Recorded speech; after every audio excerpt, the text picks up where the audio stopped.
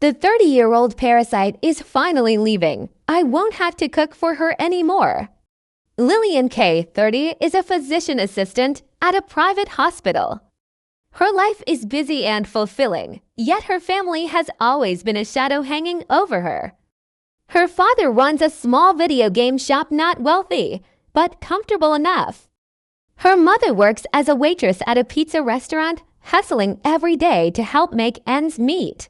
Her younger brother, Tyler, is like a child who never grew up, indifferent to life. In her family's eyes, Lillian seems like a failure. They don't know that she assists doctors in handling complex cases at the hospital, often working late into the night. They don't know that she studies diligently in her spare time to advance her professional knowledge. To them, she is simply a useless burden who does nothing but stay at home. On the night that changed everything, Lillian stood in her bedroom, one hand pulling a half-zipped suitcase, the other gripping her phone so tightly her knuckles turned white, at 8:14 p.m. Her father posted on Facebook, "The 30-year-old parasite is finally moving out, no more cooking."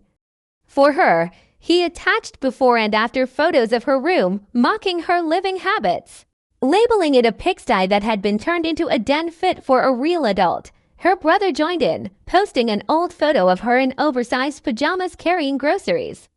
Captioned, "National Geographic, rare footage of a basement daughter," within minutes.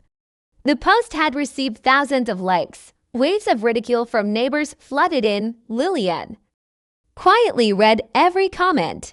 The harsh words pierced her like needles, but she did not argue, did not cry in the comments, and did not ask them to take it down. Calmly, she took screenshots and then liked every single post.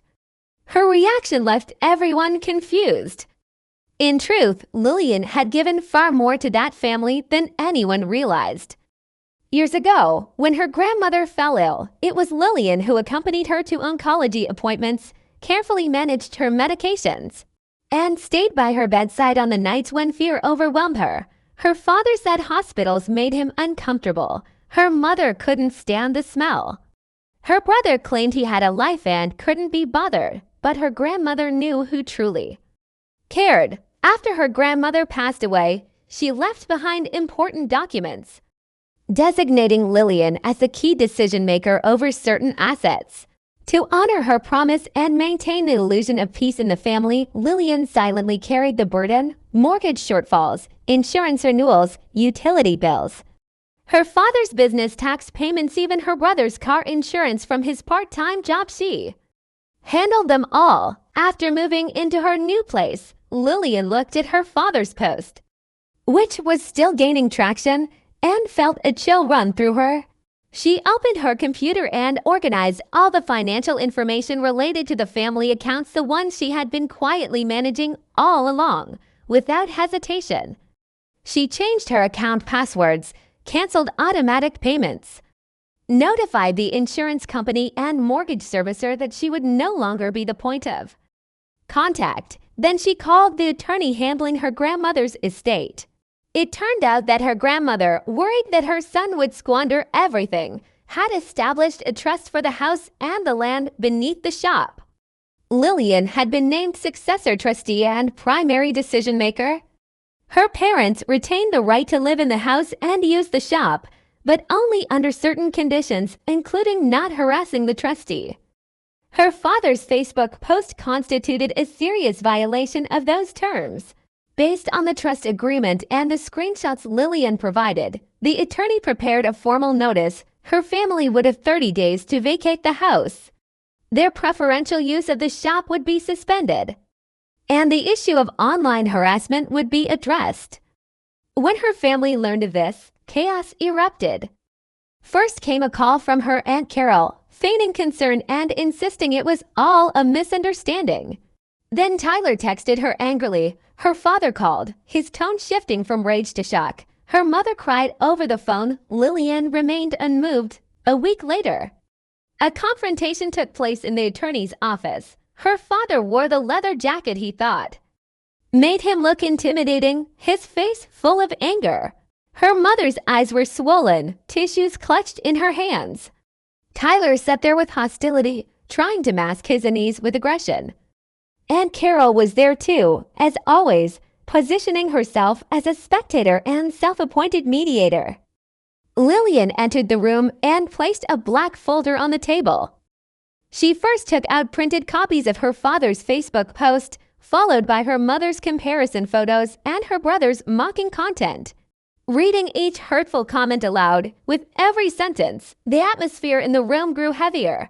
Then she laid out years of financial records, mortgage payments, insurance, taxes, each item clearly documented. The attorney explained the trust terms, the consequences of violations, and the transition of control in detail. Her father attempted to argue, insisting her mother would never have agreed to such terms. But when the attorney produced the documents signed by her grandmother, his resistance collapsed. Tyler, humiliated, glared at Lillian and demanded to know if she had always thought she was better than them. Lillian responded calmly, "I've just been quietly preventing your lives from falling apart. Well, you kept calling me useless." Her mother pleaded through tears, saying that families argue and that one Facebook post shouldn't destroy everything. Lillian replied firmly, "This isn't about one post. It's about refusing to keep saving people who publicly degrade me, faced with their reactions." Lillian made her demands clear: vacate the house on time, no direct contact without going through the attorney, and deletion of all related posts. She would no longer pay the price for their disrespect. She refused to remain the family's punchline. At the end of the meeting, Lillian placed a house key in front of her father and said, "Grandma trusted me to protect this house. I did, just not in the way you expected." Then she walked out without giving them a chance to bargain, with tears. In the days that followed, calls and messages kept coming. Her father moved from accusations to negotiation. Her mother sent old photos and recipes, trying to evoke memories. Tyler, after calling her heartless, reached out through a cousin to ask for help. Lillian did not respond. Everything was handled through her attorney. When the 30 days were up, the house was empty, and the shop land returned to trust management. Lillian sold a portion of the trust's unused land and used part of the proceeds to establish a technical training fund at a community college in her grandmother's name, helping people like her rebuild their lives, especially women making late career transitions. Lillian once thought that leaving her family would make her the villain in their story, but now she understood. Compared to losing herself under their constant belittlement, becoming the main character of her own life was far more important. With courage and clarity, she carved out a new path for herself and, in doing so, taught her family the true value of respect.